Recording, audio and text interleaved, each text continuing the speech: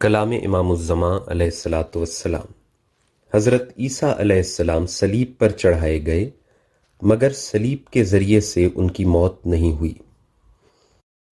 پھر ماں سوائے اس کے اگر یہ بات صحیح ہے کہ آیت بل رفعہ اللہ الیہ سورۃ النساء آیت 159 کہ یہی معنی ہے کہ حضرت عیسیٰ علیہ السلام آسمان دوم کی طرف اٹھائے گئے،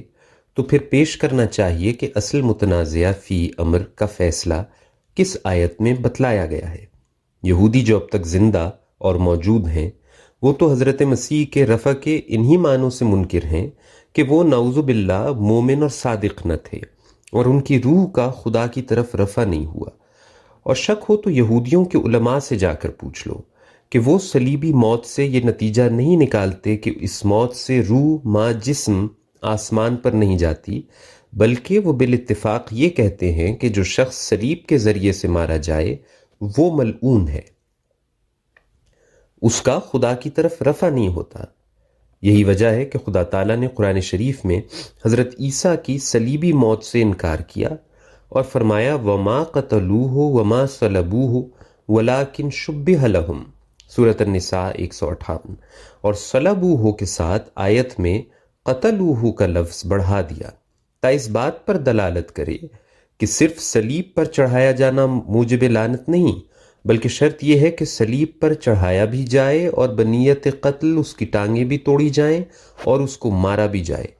تب وہ موت ملعون کی موت کہلائے گی۔ مگر خدا نے حضرت عیسیٰ کو اس موت سے بچا لیا۔ وہ صلیب پر چڑھائے گئے مگر صلیب کے ذریعے سے ان کی موت نہیں ہوئی۔ ہاں، یہود کے دلوں میں یہ شبہ ڈال دیا کہ گویا وہ صلیب پر مر گئے ہیں، اور یہی دھوکہ نصارہ کو بھی لگ گیا۔ ہاں، انہوں نے خیال کیا کہ وہ مرنے کے بعد زندہ ہو گئے ہیں، لیکن اصل بات صرف اتنی تھی کہ اس صلیب کے صدمے سے بے ہوش ہو گئے تھے، اور یہی معنی شبہ لہم کے ہیں۔ اس واقعے پر مرہم عیسیٰ کا نسخہ ایک عجیب شہادت ہے جو صدہا سال سے عبرانیوں، رومیوں اور یونانیوں اور اہل اسلام کی قرابہ دینوں میں مندرج ہوتا چلا آیا ہے، جس کی تعریف میں لکھتے ہیں کہ حضرت عیسیٰ کے واسطے یہ نسخہ بنایا گیا تھا۔ غرض یہ خیالات نہایت قابل شرم ہیں کہ خدا تعالیٰ حضرت مسیح کو ما جسم آسمان پر اٹھا لے گیا تھا، گویا یہودیوں سے ڈر تھا کہ کہیں پکڑ نہ لیں۔ جن لوگوں کو اصل تنازع کی خبر نہ تھی انہوں نے ایسے خیالات پھیلائے ہیں، اور ایسے خیالات میں آن حضرت صلی اللہ علیہ وسلم کی حجب ہے، کیونکہ آپ صلی اللہ علیہ وسلم سے کفار قریش نے بتمام تر اصرار یہ معجزہ طلب کیا تھا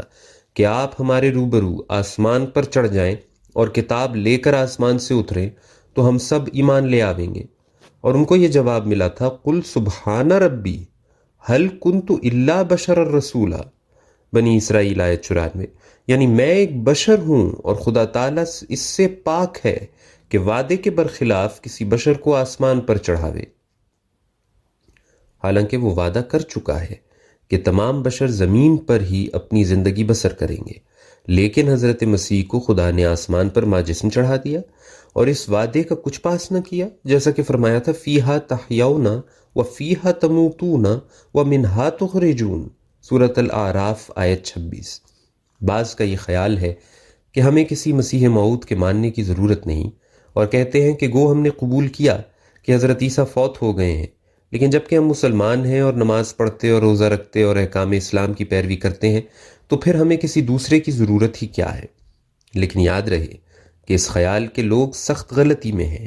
اول تو وہ مسلمان ہونے کا دعویٰ کیوں کر سکتے ہیں جب کہ وہ خدا اور رسول کے حکم کو نہیں مانتے؟ حکم تو یہ تھا کہ جب وہ امام موعود ظاہر ہو تو تم بلا توقف اس کی طرف دوڑو، اور اگر برف پر گھٹنوں کے بل بھی چلنا پڑے تب بھی اپنے تئیں اس تک پہنچاؤ۔ لیکن اس کے برخلاف اب لاپرواہی ظاہر کی جاتی ہے۔ کیا یہی اسلام ہے اور یہی مسلمانی ہے؟ اور نہ صرف اس قدر بلکہ سخت سخت گالیاں دی جاتی ہیں اور کافر کہا جاتا ہے اور نام دجال رکھا جاتا ہے، اور جو شخص مجھے دکھ دیتا ہے وہ خیال کرتا ہے کہ میں نے بڑا ثواب کا کام کیا ہے، اور جو مجھے کاذب کاذب کہتا ہے وہ سمجھتا ہے کہ میں نے خدا کو خوش کر دیا۔ اے وہ لوگو جن کو صبر اور تقوی کی تعلیم دی گئی تھی، تمہیں جلد بازی اور بدظنی کس نے سکھلائی؟ کون سا نشان ہے جو خدا نے ظاہر نہ کیا، اور کون سی دلیل ہے جو خدا نے پیش نہ کی، مگر تم نے قبول نہ کیا اور خدا کے حکموں کو دلیری سے ٹال دیا۔ میں اس زمانے کے ہیلا گر لوگوں کو کس سے تشبیہ دوں؟ وہ اس مکار سے مشابہ ہیں کہ روز روشن میں آنکھیں بند کر کے کہتا ہے کہ سورج کہاں ہے۔ اے اپنے نفس کے دھوکہ دینے والے، اول اپنی آنکھ کھول، پھر تجھے سورج دکھائی دے دے گا۔ خدا کے مرسل کو کافر کہنا سہل ہے، مگر ایمان کی باریک راہوں میں اس کی پیروی کرنا مشکل ہے۔ خدا کے فرستادے کو دجال کہنا بہت آسان ہے، مگر اس کی تعلیم کے موافق تنگ دروازے میں سے داخل ہونا یہ دشوار امر ہے۔ ہر یک جو کہتا ہے کہ مجھے مسیح موعود کی پرواہ نہیں ہے، اس کو ایمان کی پرواہ نہیں ہے۔ ایسے لوگ حقیقی ایمان اور نجات اور سچی پاکیزگی سے لاپرواہ ہیں۔ اگر وہ ذرا انصاف سے کام لیں اور اپنے اندرونی حالات پر نظر ڈالیں تو انہیں معلوم ہوگا کہ بغیر اس تازہ یقین کے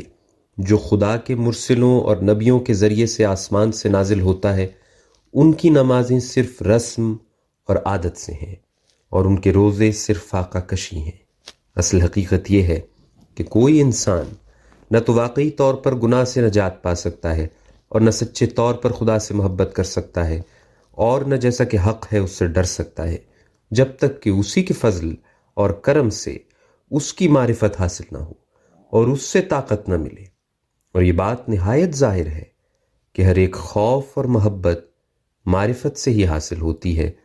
دنیا کی تمام چیزیں جن سے انسان دل لگاتا ہے اور ان سے محبت کرتا ہے یا ان سے ڈرتا ہے اور دور بھاگتا ہے، یہ سب حالات انسان کے دل کے اندر معرفت کے بعد ہی پیدا ہوتے ہیں۔ ہاں، یہ سچ ہے کہ معرفت حاصل نہیں ہو سکتی جب تک خدا تعالیٰ کا فضل نہ ہو، اور نہ مفید ہو سکتی ہے جب تک خدا تعالیٰ کا فضل نہ ہو، اور فضل کے ذریعے سے معرفت آتی ہے۔ تب معرفت کے ذریعے سے حق بینی اور حق جوئی کا ایک دروازہ کھلتا ہے، اور پھر بار بار فضل سے ہی وہ دروازہ کھلا رہتا ہے اور بند نہیں ہوتا۔